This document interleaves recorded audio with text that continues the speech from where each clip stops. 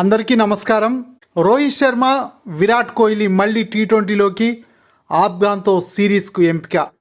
దక్షిణాఫ్రికాపై రెండో టెస్టులో ఘన విజయం సాధించి కొత్త ఏడాదికి శుభారంభం చేసిన టీమిండియా ఇప్పుడు మరో సిరీస్కు సిద్ధమైంది. స్వదేశంలో ఆఫ్ఘనిస్తాన్తో 3 టీ20ల సిరీస్తో తలపడనుంది.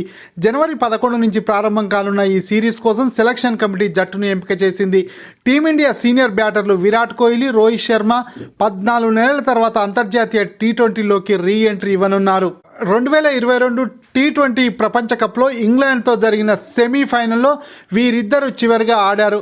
ఆఫ్ఘన్తో టీ20 సిరీస్కు కోహ్లీ, రోహిత్ శర్మలను ఎంపిక చేయడంతో ఈ ఏడాది జూన్లో జరిగే టీ20 ప్రపంచ కప్లోనూ వీరు ఆడే అవకాశం ఉంది.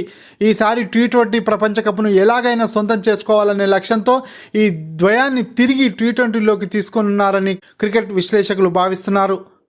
భారత్ జట్టు: Rohit Sharma captain, Shubman Gill, Yashasvi Jaiswal, Virat Kohli, Tilak Varma, Rinku Singh, Jitesh Sharma wicket keeper, Sanju Samson wicket keeper, Shivam Dube, Washington Sundar, Axar Patel, Ravi Bishnoi, Kuldeep Yadav, Harshdeep Singh, Avesh Khan, Mukesh Kumar.